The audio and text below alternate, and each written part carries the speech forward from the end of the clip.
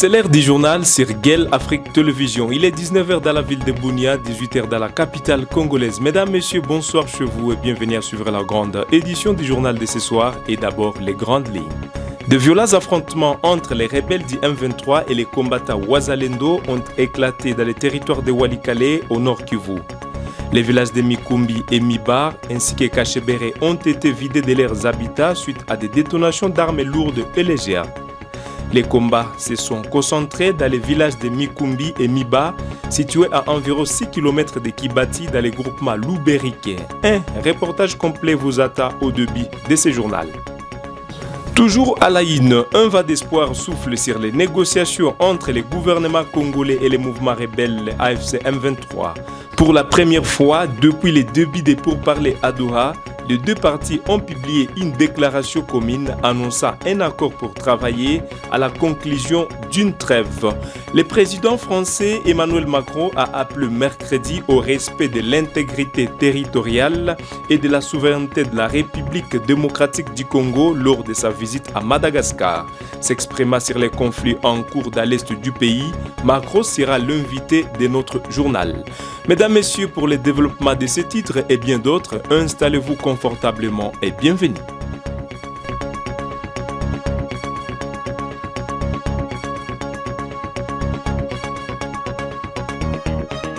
Merci de vous abonner si vous ne l'avez pas encore fait. Mesdames, Messieurs, ouvrons ce journal dans la province du Nord Kivu où des violents affrontements entre les rebelles du M23 AFC et les combattants Wazalendo ont éclaté dans les territoires de Walikale dans la province du Nord Kivu.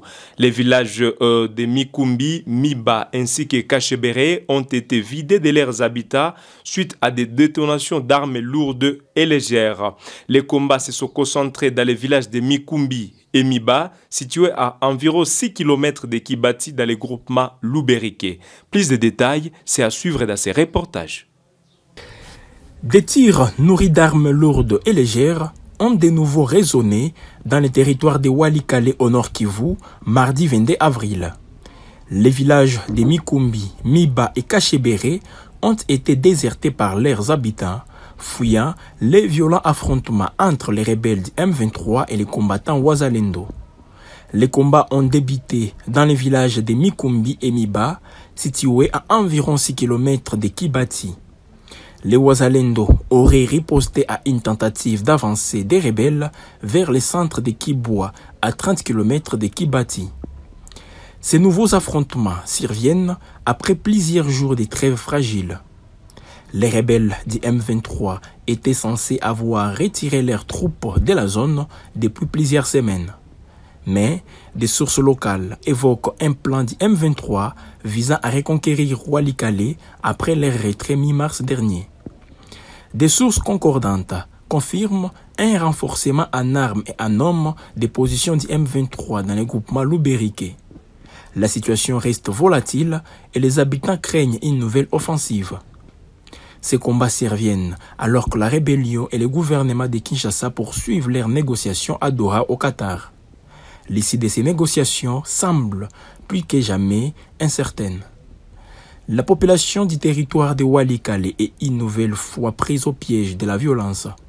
L'appel à la paix et à la cessation des hostilités est plus que jamais urgent.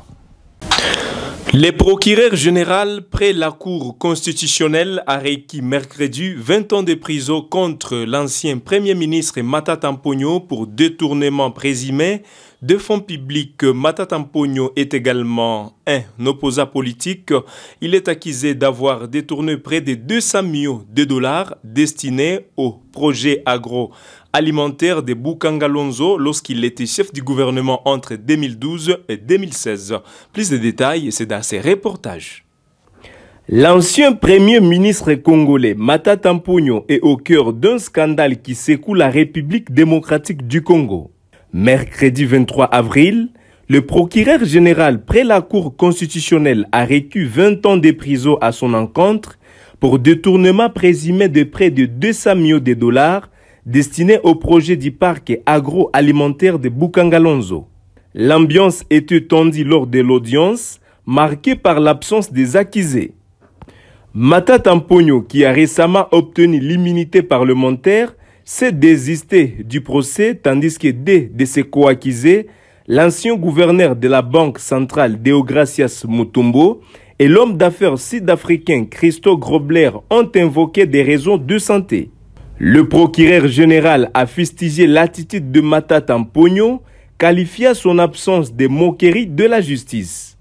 Les immunités ne sont pas synonymes d'impunité, a-t-il déclaré, soulignant que l'ancien premier ministre était sous les coups de poursuites lorsqu'il a obtenu son statut de député national.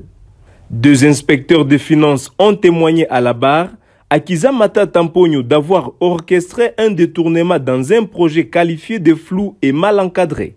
Le procureur général a requis 20 ans de travaux forcés pour chaque accusé, demandant également leur arrestation immédiate.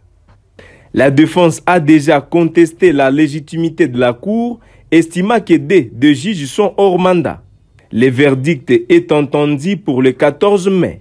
Ces procès, qui suscitent un vif débat en République démocratique du Congo, mettent en lumière la lutte contre la corruption et l'impunité dans le pays. Il reste à voir si la Cour constitutionnelle rendra un verdict qui contribuera à renforcer la confiance dans le système judiciaire congolais. Poursuivons ce journal par cette brève. Le PPRD de Joseph Kabila a levé les tons ce mercredi 23 avril pour dénoncer ce qu'il qualifie de pillage systématique de son siège situé à l'avenue Mpumbu de la commune de la Gombe au centre-ville de Kinshasa. À travers un communiqué publié sur les réseaux sociaux, les partis de Joseph Kabila pointent les éléments des forces du progrès qui se revendiquent de l'UDPS parti au pouvoir.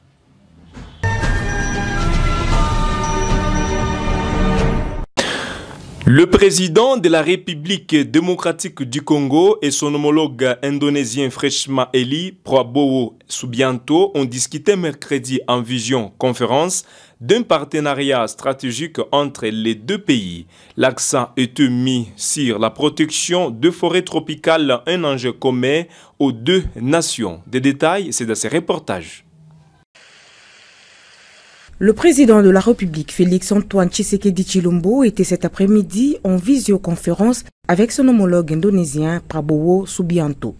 Il était question du partenariat économique que veulent sceller ces deux pays signataires du pacte de l'Amazonie en leur qualité de deux principaux leaders de grands bassins forestiers au monde. Ces partenariats visent aussi la coopération stratégique dans le cadre de la diplomatie, les infrastructures, les développements économiques et cela dans les secteurs des mines, agriculture et écologie. Sachant que l'Indonésie est la plus grande économie de l'Asie du Sud-Est, un homme d'affaires avéré, le président indonésien Prabowo Subianto avait lancé officiellement une invitation à son homologue RD congolais Félix-Antoine Tshisekedi Tshilombo pour une visite d'État. L'objectif étant d'établir la coopération stratégique en vue de faire face aux défis économiques et environnementaux. Conscient de l'enjeu, le chef de l'État a promis d'harmoniser son agenda pour une descente en Indonésie dans les prochaines semaines. Une cinquantaine de jeunes ont été arrachés de force à leur domicile dans la nuit du mardi 22 avril 2025 et amenés vers une destination inconnue par des hommes armés dans les territoires de Nyiragongo de la province du Nord Kivu. C'est ce que dénoncent plusieurs sources locales dans ces territoires. Cette opération de kidnapping s'est déroulée pendant au moins 4 heures dans le village de Bouhama, groupement Kibati, selon un notable de la région. Ces jeunes de différents âges auraient été embarqués dans un camion et conduits probablement vers Rutshuru, rapportent des sources de la radio Okapi. Mesdames et messieurs, poursuivons ce journal. Un vent d'espoir souffle sur les négociations entre le gouvernement congolais et le mouvement rebelle AFC M23.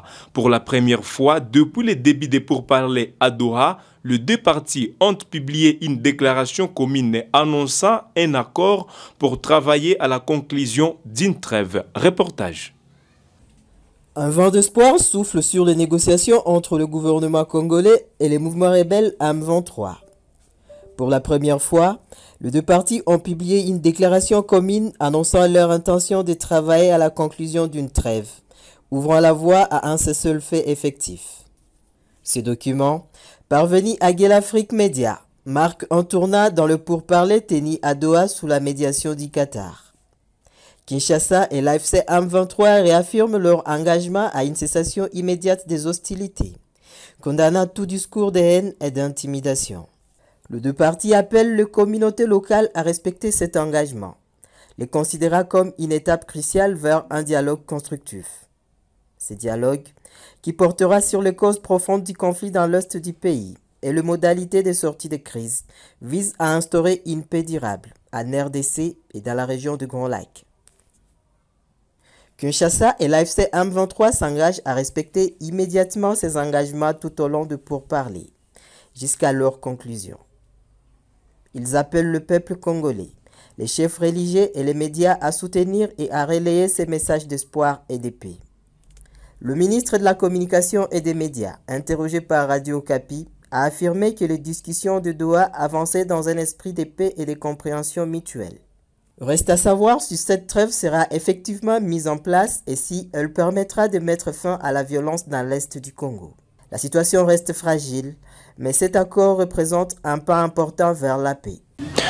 Dans le même registre, évolution dans les négociations entre l'AFC M23 et les délégués de la présidence congolaise. Pour la première fois depuis le début des négociations à Doha, les deux parties ont communiqué officiellement hier sur les pourparlers tenus à Doha. Nous vous proposons de suivre l'intégralité de ces communiqués. Voici à présent la déclaration conjointe des représentants de la RDC et de l'Alliance Fleuve Congo, mouvement du 23 mars AFC M23, dans un esprit de compréhension mutuelle et de volonté commune de résoudre le conflit par les moyens pacifiques des représentants de la République démocratique du Congo et de l'FC M23 ont tenu des pourparlers de paix facilités par l'État du Qatar. Après des discussions franches et constructives, les représentants de la République démocratique du Congo et de l'AFC M23 ont convenu de travailler pour œuvrer à la conclusion d'une trêve devant permettre l'instauration du cessez-le-feu effectif. D'un commun accord, les deux parties affirment leur engagement en faveur d'une cessation immédiate des hostilités, le rejet catégorique de tout discours de haine et d'intimidation et appellent toutes les communautés locales à respecter ces engagements. Les deux parties conviennent du respect des engagements précités qui ouvrira la voie à un dialogue constructif pour établir une paix durable en République démocratique du Congo et dans la région. Et ce dialogue portera sur les causes profondes de la crise en cours ainsi que les modalités pour mettre fin au conflit dans les territoires de l'Est de la République démocratique du Congo. Les représentants de la RDC et de l'FC M23 s'engagent à respecter immédiatement ces engagements pendant toute la durée de pourparlers jusqu'à leur conclusion. Les deux parties appellent le peuple congolais, les chefs religieux et les médias à soutenir et à diffuser ce message d'espoir et de paix. Les représentants de la RDC et de l'AFC dans ce journal, la déclaration.